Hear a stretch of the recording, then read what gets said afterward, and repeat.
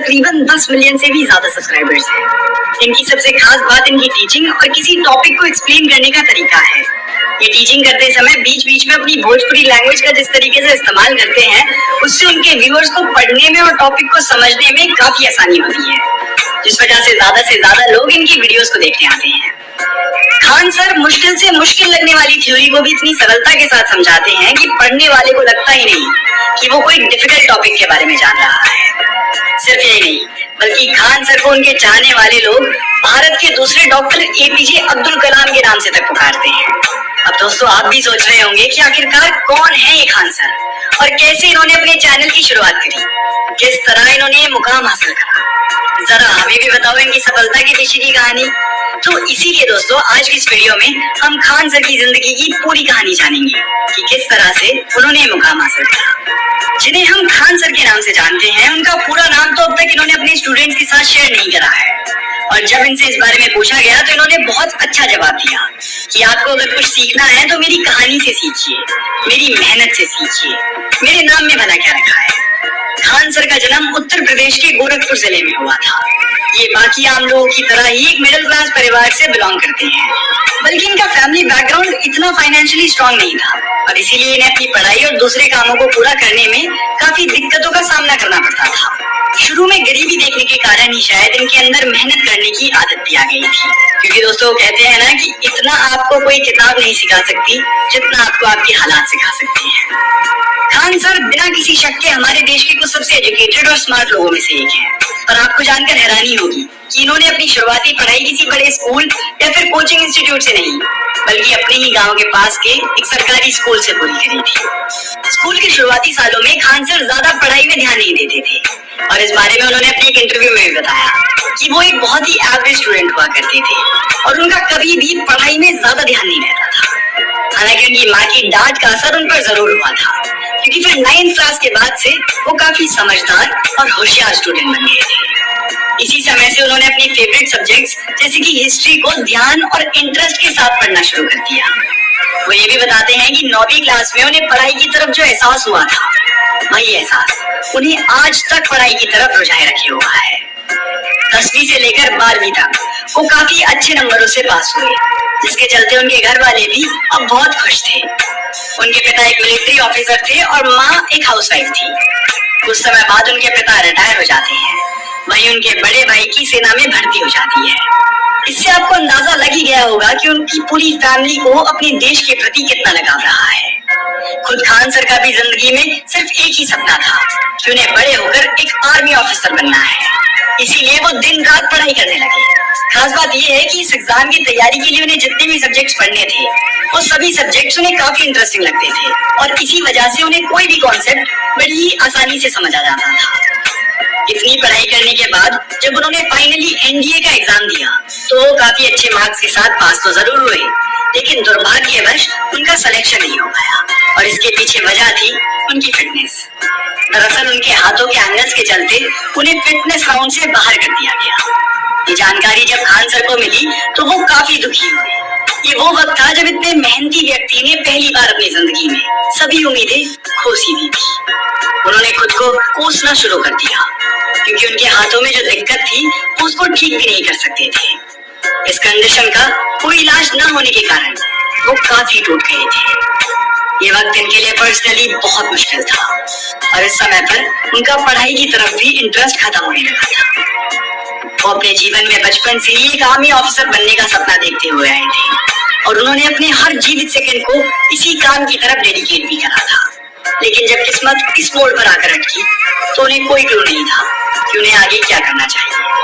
पर फिर उनके माता पिता ने उनका हौसला बढ़ाते हुए कहा कि तुम इंडियन आर्मी में सेलेक्ट नहीं हुए तो क्या हुआ, तुम अभी भी देश की सेवा कई तरीकों से कर सकते हो। बहुत समझाने के बाद खान सर काफी मोटिवेट हुए और उन्होंने पूरी एनर्जी के साथ कमबैक करने का फैसला करा। तब से उनका एक ही लक्ष्य है कि जनता की सेवा करनी है।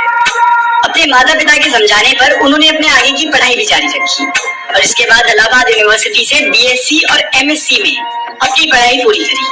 हालांकि इससे पहले भी उन्होंने AIEEE की पूरी तैयारी कर रखी थी, पर एग्जाम के दिन शायद फिर भाग्य ने इनका साथ छोड़ दिया था, क्योंकि जिस दिन एग्जाम था उस दिन ये पूरे दिन सोए रहे और एग्जाम का वक्त निकल गया। दोस्तों भले ही वो दिन उनके लिए इतना अच्छा ना रहा हो, पर आज के समय उसी दिन के कारण लाखों बच्चों का भविष्य बन रहा है। क्योंकि अगर उस दिन खान सर परीक्षा के लिए उठ गए होते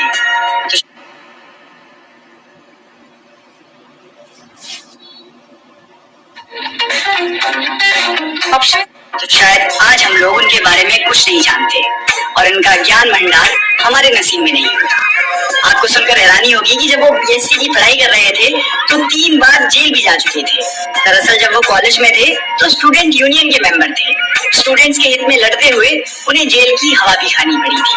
जिंदगी की कठिनाइयों से रूबरू हुए तो एहसास हुआ कि किस किस तरह हमारा समाज पॉलिटिक्स के कारण बदतर होता जा रहा है और गरीब बच्चे ढंग से शिक्षा प्राप्त नहीं कर पा रहे हैं और यहाँ तक कि कई बच्चे तो बाल मजदूरी कर अपने घर को चला रहे हैं।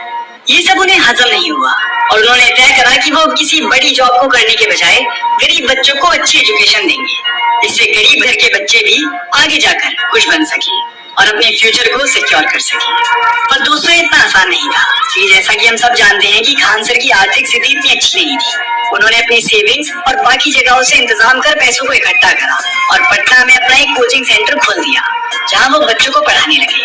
पर अभी भी उनके जीवन में वो लहर नहीं आई थी जिसने इनका जीवन बदल दिया है, क्योंकि शुरुआत में उनके कोचिंग सेंटर में बहुत कम बच्चे पढ़ने आते थे। उस समय खान सर की कम्युनिकेशन और टीचिंग स्किल्स काफी अच्छी थी और इसी से उन्होंने अपने बच्चों को भी पढ़ाने का एक नया तरीका खोजा।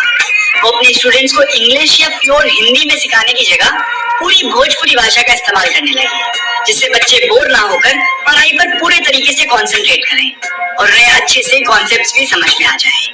खान सर की टीचिंग का ये तरीका धीरे धीरे रंग लाने लगा था और बच्चे भी इसे काफी पसंद करने लगे थे। इसी वजह से उनके कोचिंग सेंटर में समय के साथ स्टूडेंट्स की संख्या भी बढ़ने लग गई थी। फिर एक समय ऐसा आया कि रूम में बैठने के लिए स्टूडेंट्स को जगह तक कम पड़ने लगी। फिर कुछ महीनों के बाद खान सर ने एक बड़ा सा हॉल खरीद लिया जिसमें करीब 2000 स्टूडेंट्स एक साथ बैठकर खान सर का लेक्चर सुन सकते थे।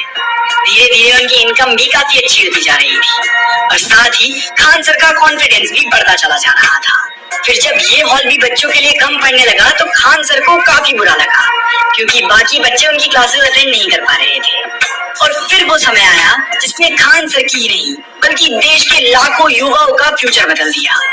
खान सर ने सोचा कि ऑफलाइन सिखाने के बजाय वो ऑनलाइन सिखाकर भी तो बच्चों तक अपनी नॉलेज पहुंचा सकते हैं, जिससे कि ना ही किसी को उनका लेक्चर खड़े होकर सुनना पड़ेगा और ना ही किसी को दूर चलकर उनके कोचिंग सेंटर तक आने की जरूरत होगी। उन्होंने अपनी ऑनलाइन क्लास अपने YouTube channel Khan GS research centre पर शुरू कर दी। हालांकि शुरुआत में YouTube पर लोग इनको इग्नोर कर रहे थे, लेकिन जो भी इनके पढ़ाने के तरीके को एक बार देख लेता बस वो इनका फैन हो जाता था। धीरे धीरे इनकी पॉपुलैरिटी बिहार के अलावा पूरे देश में फैलने लगी। इनके YouTube चैनल के पॉपुलर होने का कारण ये है कि ये अपने हर वीडियो के अंत में प्रॉब्लम्स को सॉल्व कर उसका हल भी बताते हैं। यही वजह है कि इनकी कई वीडियोस बड़ी बड़ी सेलिब्रिटीज भी अपने ट्विटर और इंस्टाग्राम हैंडल्स पर शेयर करते दिखाई देते हैं। यूं तो खान सर कई कंट्रोवर्सीज का भी हिस्सा बने और उनके साफ चरित्र ने हर बार हर कंट्रोवर्सी से पार पाई। समय के साथ खान सर ने भी अपने सिखाने के तरीके को इम्प्रूव किया और देखते ही देखते उनके चैनल पर मिलियंस ऑफ सब्सक्राइबर्स पूरे होने लगे। हर स्टूडेंट की जुबान पर सिर्फ एक ही नाम होने लगा, खान सर। आज के समय इनके चैनल पर 10 मिलियन से ज्यादा सब्सक्राइबर्स हैं और इनकी हर वीडियो पर 3 मिलियन से ज्यादा व्यूज आते हैं। इसी के साथ ये यूट्यूब